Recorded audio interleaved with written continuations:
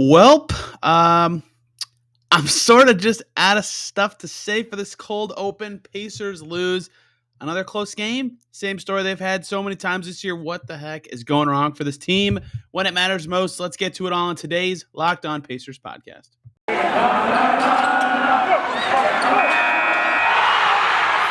You are Locked On Pacers, your daily Indiana Pacers podcast, part of the Locked On Podcast Network, your team every day.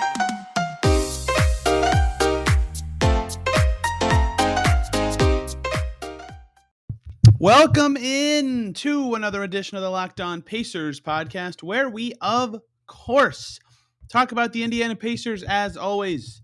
My name's Tony East. I cover the team for Forbes and the West Side Community News, and today we're talking about a game that we've talked about so many times this season with a different opponent this time. Pacers, Hawks. Pacers lose a close game again. Stop me if you've heard that before this season.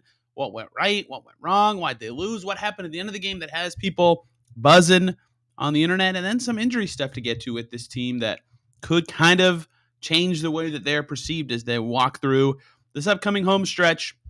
Let's start with the game. That's what basketball is all about. I hate talking about other stuff first. Pacers lose to the Hawks.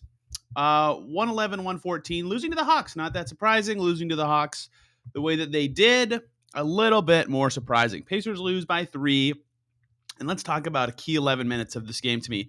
And that is the 11 minutes that Trae Young did not play for the Hawks. Trae Young plays 37 minutes and 6 seconds, and he's a +3. When he sat on the bench for 11 minutes, the Pacers did not outscore the Hawks. They played them to an even draw. It's a very lazy way to start my analysis of this game, but the Pacers just could not take advantage when they had a talent advantage in this game, and it really cost them because the Pacers starting 5 had some good games. Miles Turner had 17 points on 9 shots. Sabonis had 22 points on 10 shots. He had a double-double. Malcolm Brogdon had 27 points on 20 shots. He was 9 of 14 on 2-pointers. He was getting to the rim very well. He had 9 assists as well. Right, 3 key guys had excellent games. Jeremy Lamb was in the rotation because Justin Holiday was out. He had 11 points. They had enough from role guys that I always talk about. They don't get enough production from role players to win key games like this. They actually got it in this game. O'Shea Brissett had 8 points. Wanamaker played, we'll get to why later, had 7 points. They had enough from those guys, but when Trae was out, the Pacers just didn't have enough punch. They didn't have enough force, and we'll talk a lot about that word later as well to beat the Hawks. And that's a key reason they lost this game, because when Trae was in, the Hawks were the more talented team. They showed it, and the Pacers lost, and they really lost this game very early on. They were down 9 early, and that killed them. Their first quarter defense was rough. The Hawks scored 38 in the first quarter, and then another key stretch was just before halftime. The Pacers and Hawks were tied very late in the second quarter. The Pacers did a nice job in the second quarter of fighting their way back in, making the game interesting. 3 minutes and 2 seconds to go in the second quarter. It's 53-53. Pacers rolling. And then the Hawks just dominate the close of the half and go to halftime up by 8.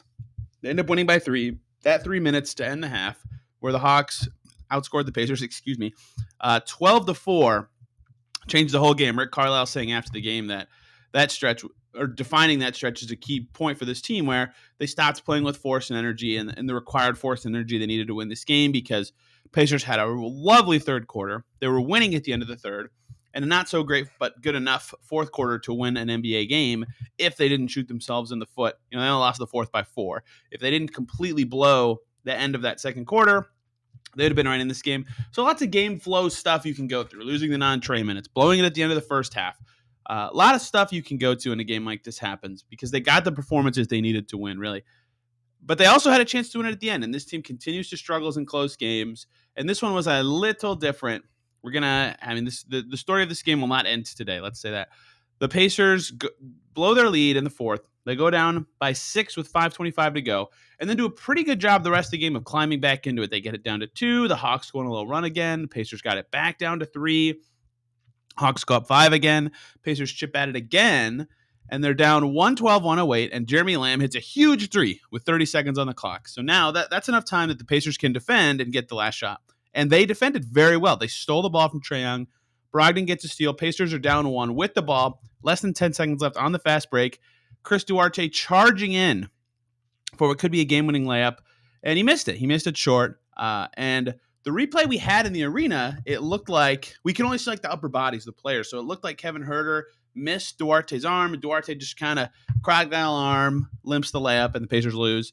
And then they showed the Bally Sports replay. I saw it on tour on my phone, and Kevin Huerter is yanking hard downward on Chris Duarte's jersey on that play. So clear foul in the replay, clear foul. I am very rarely, those who know me and follow me and have listened to the show for a while, very rarely do I call out a refereeing moment.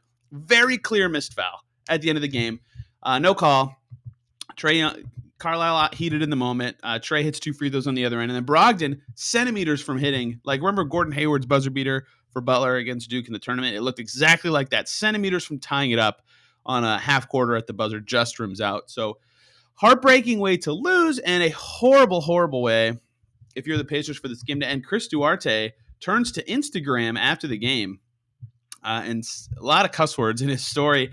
This poop is unacceptable, effing BS.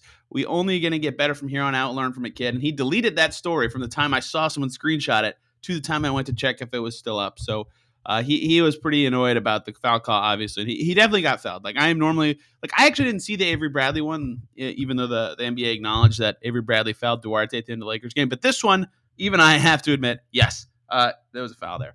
So terrible ending for the Pacers. But the story of the end of the game, too, beyond that, is they couldn't defend again when it came time to clutch up on defense, right? Like, with 5:50 to go, the Hawks had 102, and the Hawks finished with 114. That means they were still scoring every minute, basically, the rest of the way. Like, the Pacers could not get the stops they needed to win this game. From 5:50 on, the Pacers were tied with the Hawks. They needed to get more stops if they wanted to win, and that they just let in too many buckets. Clint Capella hit. Here's the thing: they had one good defensive possession where Clint Capella hit just a very tough hook shot at the end of a shot clock down the stretch of the game. But then Kevin Huerter got a free look at a pull up. Clint Capella got a tip dunk on an offensive rebound after they stopped Trae Young. But both Miles Turner and Brogdon went for the ball. Right, very big mental error, and Clint Capella had a wide open offensive rebound to score. There's just a lot of stuff that at the end of the game, just you go, you gotta get that right if you want to win. So their defense was just not good enough down the stretch. And we will talk about their clutch play and their defense in clutch play in the second segment here. But there were a lot of small moments in this game that you could identify and say, yeah, that is why the Pacers lost. This two-section play, or this two-play section where they forgot how to defend at the end, or this moment where Duarte was fouled and it was uncalled, or this stretch before the half where they stunk it up this way, or these minutes when Trae Young was on the bench. There are a lot of those little things that one by one, probably not the end of the world. But when they all happen in the same game against a good Hawks team, they're insurmountable ways to win a game. So even though the Pacers had an opportunity at the end of the game to win it taken away from them, they still should have, if you take away the other small things, they still should have been able to win this game anyway. And they kind of shot themselves in the foot on the way to another close loss. And this team just has been unable for 2 seasons now. 2 seasons ago under McMillan, 1920, this did not happen nearly as much. In fact, they were known for strong effort for the whole game. The last 2 seasons, they have just been terrible about every game. They have a couple stretches where they just get completely annihilated by the other team in such a short span. Like middle of the third, Hawks took their lead from 5 to 11 extremely easily. I already talked about before halftime, they get it from 0 to 8 in a couple minutes. Right, end of the first quarter did not go well.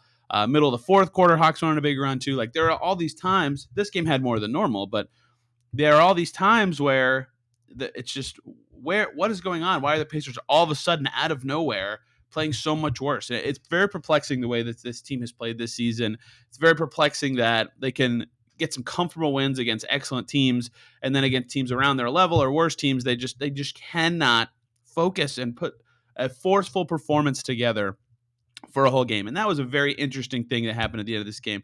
Usually, I would say, but from the buzzer of the horn, this is stuff that you guys don't really care about, but it does tell the story of this game. From the buzzer, the horn, the game ends, to Rick Carlisle speaking to the media. He's usually first, followed by players. There's about a 15-minute gap, maybe 10 minutes, depends on what happens in the game, right? There's a gap. It's probably closer to 10 minutes. This game, it was like 35 to 40 minutes. It was super long. I was texting someone after the game, and then I checked, and I was like, wow, it's been like 30 minutes. He hasn't come out yet. So Rick finally comes out, and he says that the Pacers watched the entire first half in the locker room as a team after the game, directly after the game in the locker room. And that's why he was delayed in getting back to the stand after the game. So that was a big factor in that delay. But the reason that's kind of the story of the game here is like that changed the whole complexion. That changed the whole complexion of how I viewed that game because he was talking about about how they didn't play with force in the first half, and Brogdon said when he took the stand that playing with force to him was all about effort and things that they have not perfectly done. I actually tweeted the quote from Brogdon. He said they need to be more deliberate, more focused, and more energy. And they did not have that in the first half. That's why they let up on that run at the end of the half. That's why they started slow against a team that they think they're better than. And it's very interesting to hear them talk about how they didn't play with force. And you go back to the Hornets game 2 weeks ago on Friday, where Rick Carlisle benches the starters because the effort's not good enough. And when he was talking about playing with force, he kept slowly drifting what he was saying. When he would stop saying force and he started to say things like effort and playing hard. And I think that's kind of what he means is sometimes their effort just wanes in a way that is so weird. And that can be what leads to the team having these inconsistent stretches where they give up big runs to their team. So very painful loss for this team. Another close one. Their 8th loss by 5 or by less than 5 this season. Just brutal stuff from the Pacers. So let's talk about what's going on in the clutch because it's killing this team. It's really ridiculous how terrible they've been when the game is on the line. But first, let's take a little break and talk about 2 great groups of people. First up, the good folks over at Shopify, because Shopify is the all-in-one commerce platform to start, run, and grow your business. In case you don't know, Shopify is a complete commerce platform that lets you start, grow, and manage a business. Their subscription-based software allows anyone to set up an online store and sell their products, and their store owners can also sell in physical locations using Shopify's point-of-sale app and accompanying hardware. They give entrepreneurs the resources once reserved for big businesses, so upstarts, startups, and established businesses alike can sell everywhere, synchronize online and in-person sales, and effortlessly stay informed. Scaling your business is a journey of endless possibility, and Shopify helps make your entrepreneurial dreams come true. Shopify has the tools and resources to make it easy for any business to succeed. From down the street to around the globe, they power over 1.7 million businesses. It allows you to gain insights as you grow with detailed reporting and conversion rates, profit margins, and stuff like that. So go to shopify.com/LockedOnNBA, all lowercase, for a free 14-day trial to get full access to Shopify's entire suite of features. Grow your business with Shopify today. Go to shopify.com/LockedOnNBA right now, shopify.com/LockedOnNBA. Let's also quickly talk about TrueBill because a lot of free trials renew without your consent. It's a business scam out to get you. Do not let greedy corporations pocket your money. Download TrueBill and take control of your subscriptions. TrueBill is the new app that helps you identify and stop paying for subscriptions you don't need, want, or simply forgot about. On average, people save up to $720 per year with TrueBill because companies make subscriptions hard to cancel. TrueBill makes it simple. You just link your accounts and TrueBill will cancel them for you. They have a TrueBill concierge that can help you cancel unwanted subscriptions whenever you want, so you don't have to. They have over 2 million users. Have helped them save over $100 million. Don't fall for subscription scams. Start canceling today at TrueBill.com/LockedOnNBA. Go right now, TrueBill.com/LockedOnNBA. It could save you thousands a year. TrueBill.com/LockedOnNBA. Thank you for making Locked On Pacers your first listen today. Wowee.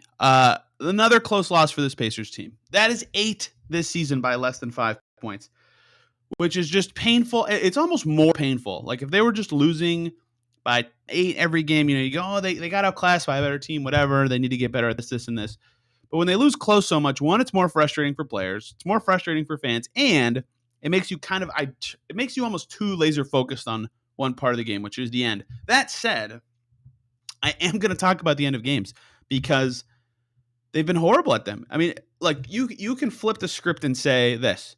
There are tons of moments every game where the game changes. And it's not just the last 5 minutes where the Pacers are losing these games. And I would agree with that statement. I would also say that, if they were better at the beginning of the game, they wouldn't be in these clutch situations at all, or they wouldn't need to be in a tight game that they lose by a few points. Like, that's all true. They definitely need to start better too. I'm focusing on the clutch, though, because it has been terrible. Terrible. So let's talk about the Pacers' clutch stats. I think I've done this on the show before. Since then, it has gotten way worse. And they have now, again, lost 8 times by less than 5 points a season. By the way, that's more than last year. They only did it 6 times all season last year in all 72 games. It's been crazy how terrible they've been in these close games. So, clutch stats defined by NBA.com. Last 5 minutes of an NBA game that is within 5 points. They're not perfect for a lot of reasons I can get into if you really want to know. DM me at TEastNBA. Pacers net rating in clutch situations this year. By the way, first of all, they played in 15 games that feature clutch situations. That is tied for the most in the league with the Lakers. The Lakers net rating in the clutch in those 15 games, they are 9-6, is 0.9. The Pacers are 3-12 in those games with a net rating of -22 in the clutch. That is 27th in the NBA, only ahead of Minnesota, who beat them in a clutch game, Miami, who almost beat them in a clutch game that went to overtime, and the Pelicans, who the Pacers avoided a clutch situation with. So they have been awful, awful, awful at the end of games.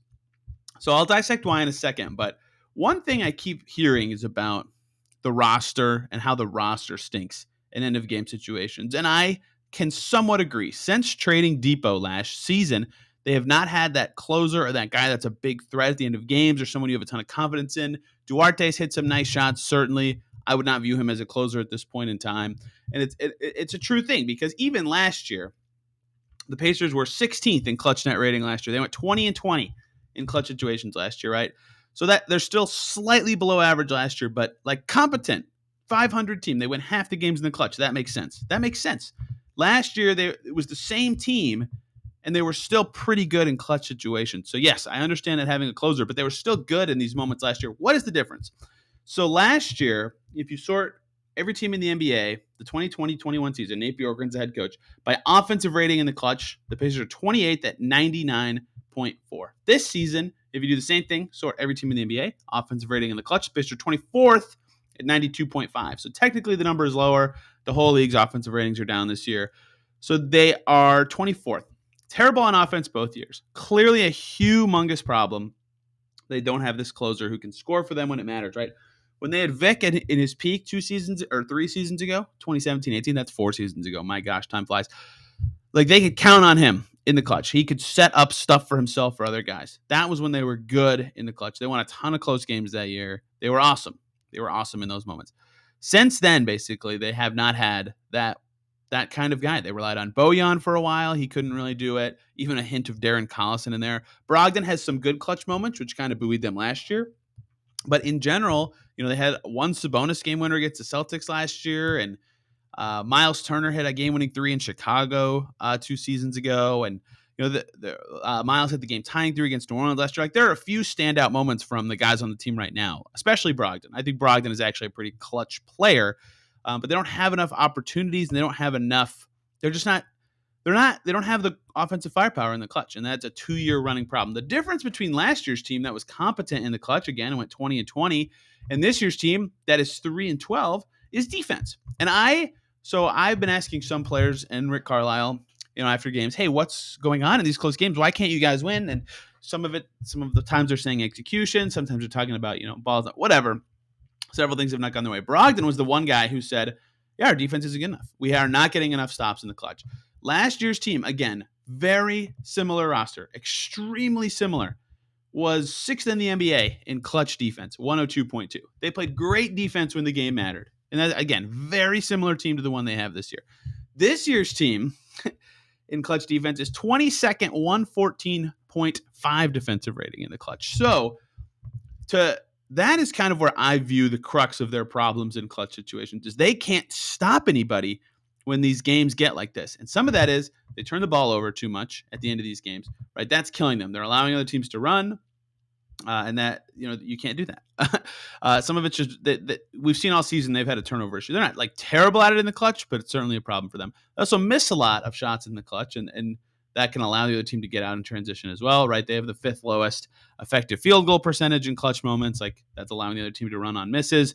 5th worst true shooting percentage as well. But really, it's just their defense isn't good enough. They're not getting stops when they have to get stops to win a game or set themselves up to win a game, right? Against the Kings, the one game that they really did well that finished close. Like they've had some clutch. They have 3 clutch wins, but that's because they have the Miami game where they end up winning by like 11 in overtime. That counts as a clutch game. So it doesn't look close on the final score. And there's one other one where they had clutch time and then ended up rolling away with it.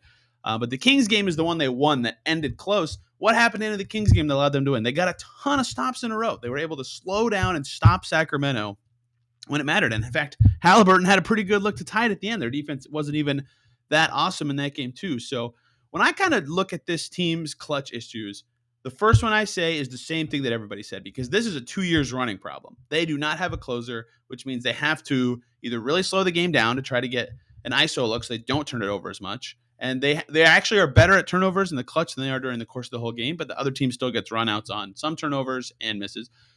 So they actually do an okay job keeping the turnovers down, but they still have some. But they do ISO to avoid that, or just simple pick and roll stuff. They don't give it to Sabonis as much in the clutch. I don't have stats for that. I should have pulled them up, but I've watched the games. I can tell you.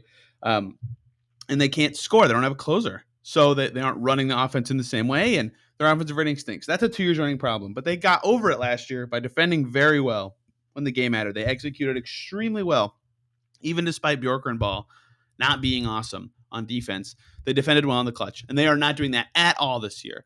At all. They have to defend better in the clutch if they want to be a better team and stop losing these close games. It's been completely miserable for everyone on the team. I mean, it's so frustrating for them to lose. They know why it's happening, and they have to be better defending when these games get close, because, again, they've already lost more games by a margin of 4 less than last year. Like they just cannot get it done in these close games. And there is some truth to the fact that clutch moments like that have a luck element to them because it's such a small sample size, but there's a point where it stops becoming luck, and it's very obvious that they have passed that point of where there's something going on, and they have to get better at defending. And Carlisle's not blameless, right? Getting the right lineup in the game is certainly important. The right strategy is certainly important, right?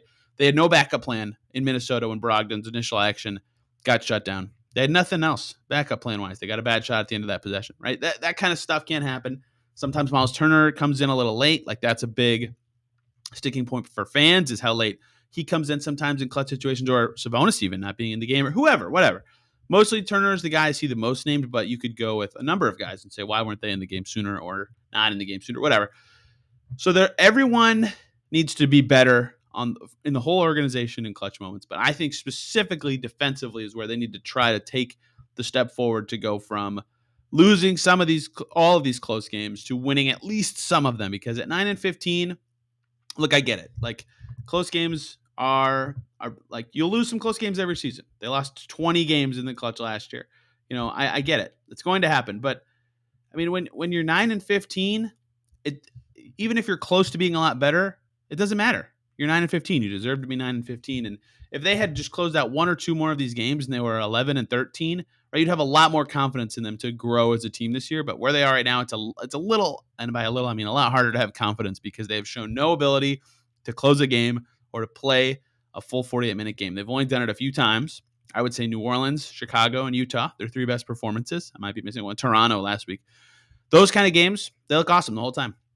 And it always just makes me wonder, as I've said on the show, why can't they do that every game? Why can't they do it? And they continue to not do it every game, and now they're 9-15 with another close loss. So there was another factor of this game that kind of swayed things. They were without 2 new rotation players, and there are some injury stuff going on with this team that are new and kind of impacts the way that their rotation will be playing out going forward. So let's take one more break and talk about that and how the team might look for the rest of this homestand. But first, let's talk about the good folks over at BetOnline.ag, who have you covered all season with more props, odds, and lines than ever before. As football season continues the march to the playoffs, BetOnline is your number one spot for all the sports and football action this season. Head over to their new updated desktop or mobile website to sign up today and receive your 50% welcome bonus with your first deposit. Just use the promo code LOCKEDON, all one word. When you sign up, you'll receive that bonus. They've got basketball, football, NHL, boxing, UFC, your favorite Vegas casino games. Do not wait to take advantage of the amazing offers they have available for the 2021 season. BetOnline is the fastest and easiest way to bet on all your favorite sports. BetOnline, where the game starts. I made it 20-something minutes into this podcast and haven't even mentioned another key factor in a 3-point loss to a good Eastern Conference team, and that is that 2 key rotation players who they've had this season, not just TJ Warren, key guys they've had this season, did not play. One is Justin Holiday. The other is TJ McConnell. Justin Holiday, according to the Indy Star, so first of all, he's in health and safety protocols. Rick Carlisle said that became official, and he figured that out on Tuesday. Indy Star, James Boyd report is that he did, in fact, test positive for COVID-19, which means 10 days with no Justin Holiday. That's why it's important to me and why I asked Rick, when did you specifically hear about this? When did this start? So that was Tuesday, the 30th of November. So Justin Holiday is now out for 10 days. He cannot play for 10 days as he has to go through the health and safety protocol process for the Pacers. This was his first game not playing. But in the next 10 days, I think they have 4 games. They just had one against Atlanta. Then they play Miami Friday, then a 2-day gap. Then Washington on December 6th and New York on December 8th. And that game on the 8th will be 8 days after. And then next Friday, which is basically the exact 10 days after they play Dallas, he might be able to be ready to go for that Dallas game if he's immediately ready to play again. We will see. If not, a more reasonable expectation could be, after that Dallas game, they play Golden State on December 13th. Perhaps that could be when he returns. But he's for sure missing the next 4, maybe the next 5 games. No Justin Holiday. The Iron Man streak is over. He played in over 250 straight games for this Pacers franchise. He hasn't missed a game since the Bulls benched him to tank, right? He's been extremely healthy his whole career, but now he's got COVID. He can't play. He'll be away from the team for that 10 days as well, which is why you have to reacclimate. Maybe it's hard to just immediately insert him in to a team, after that. So in the meantime, what's going to happen? Justin Holiday's played every game for the Pacers, not just this season, but for forever, right? He's always been a part of this team's rotation as we've considered what the Pacers can be. And it really sucks they didn't have him in this game. Like, having a guy who can shoot threes a little and play some defense would have been pretty helpful against a smaller-ish Hawks team that shot extremely well from 3 in the first half. They were 10 for 15 from deep at halftime. Pacers, meanwhile, were 10 for 33 from deep. I mean, if they had slightly better shooting, perhaps this game swings a little more. So it would have been nice to have him this game. Will be always nice to have a decent 3-and-D player in your lineup. They don't have him. Duarte started in his place. That seemed like the no-brainer move because Miles Turner did return from the illness that kept him out Monday in Minnesota. So that's not really a big change. Duarte has started with this exact group a few times this season. The bigger change was with the second unit, they had to go with Jeremy Lamb because they needed another guard punch with Duarte now in the starting 5. Lamb's always been kind of just chilling right on the fringe of the rotation. He's out when they have, 10 of their normal 11 guys they would like to play in. But Lamb up to 17 of their 24 games played now. So he usually gets in. He's only had a stretch of 2 straight games where he didn't play all season. So he is when he wasn't injured, at least, like when he was healthy. So he played fine in this game. Obviously, a pretty inconsistent player. Pretty poor defense. Like right when he checked in, he looked awful. He completely bricked an elbow jumper, which is so rare for him, and got completely beat by Kevin Huerter to the basket twice. But really picked it up after that. Hit the biggest shot of the game at the end with a 3. Had some nice offensive moments just in general. 5 rebounds. Like he played fine after his very poor start.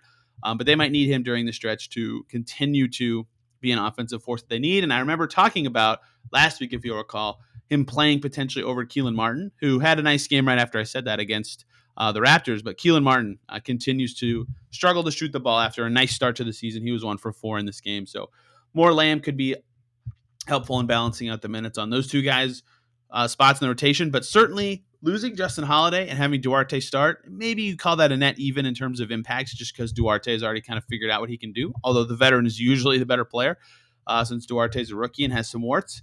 But the big jump is now instead of Justin Holiday in your rotation, you're playing Jeremy Lamb more. And Lamb was fine in this game specifically, but he is obviously, has had struggles defending, not a good passer. There's a reason Carlisle wasn't playing him up to this point. So Lamb's going to have to step up in some way, whether that's shooting well from deep or stepping up on defense a little bit, something, if he's going to be the reliable replacement for Justin Holiday that the Pacers need him to be. Because if not, we might see more Torrey Craig. We might see more Keelan Martin to have to fill those voids. And those guys are both talented in their own ways, but not necessarily guys you would like to rely on if you're the Pacers. Speaking of Torrey Craig, right before the game, probably 10 minutes before the game, the Pacers announced that he would be questionable to play with an illness. So I kind of waited around watching the team warm up, and he wasn't warming up. And then Craig came out of the tunnel about 2 minutes before the game started, and he was active. He played. He got in the first quarter, played about 4 minutes. Those minutes went awful. The Pacers were minus 13 in those minutes, and he didn't play the rest of the game. So clearly an illness hurting him as well. If he was healthy, maybe those minutes he's in don't go as poorly, or maybe he's able to play more of the game, and maybe the Pacers win this one. Another injury really hurting them in a game that they barely lost. Tough sickness. This whole team has, it seems like, gone through some sort of variation of whatever this sickness is. Scott Agnes tweeted during the game and said that Ronald Nora, the assistant coach, wasn't on the bench because he's also dealing with the sickness. So something going through this team, non-COVID illness, just to be clear, as said in the team injury report for all these guys. So Craig only played a few minutes because he was sick. That also led to more minutes for Lamb and Martin. But also with him out, they needed to back up 4. They went to O'Shea Brissett. Finally, by the way, I've been advocating for his playtime very often this season, and they completely benched him. He was pretty bad at times this season. It made sense to bench him. I'm not going to – I had no holes to poke with Rick Carlisle's decision to do that, which is why I never really pressed on it. But another good performance for him, 8 points. He had 8 points in his last outing. They were +3 in his 18 minutes in this game. He had half his shots, hit 2 threes, looking like the guy that was on the team last season. And we heard last week that O'Shea Brissett came in on Thanksgiving with Keelan Martin to work with assistant coach Gennaro Pargo and get some shots up in the gym. So O'Shea clearly trying to get some work in and get a little better this season after a rocky shooting start and not playing as much. Perhaps Justin Holiday's injury could just be what he needs to cement a spot in the rotation. But that's another thing that happened in this game that you don't expect going forward. Craig could heal and be more healthy by Friday, but just something to monitor. If Torrey Craig can't go again, you might see more O'Shea. And then the last injury here is TJ Mcconnell, who's been fighting this wrist injury for forever. In this game, it was bothering him to the point that he played 3 minutes, put up no stats, -5 in those 3 minutes, and then didn't return with the wrist injury. If he can't go in the future, first of all, he was ineffective because of that. And if those 5 minutes go better, perhaps the Pacers win this game. So injuries really hurt the Pacers during and before this game even started. In his absence, Brad Wanamaker played early season. That would have been just an immediate death sentence for this team. He was absolutely terrible for the Pacers at the start of the year. To his credit, he was very good against Charlotte. I got a lot of credit from Rick Carlisle that night. And tonight, again, he was okay. He was a guy that you could say, yep, if that's what we get every night from our backup point guard, that's fine. Brad Wanamaker in this game, 3 of 6, 7 points, +3, 4 assists also. He was playing a very reliable backup point guard role in a way that he wasn't early this season. No turnovers. That was a big problem for him in his early appearances, right?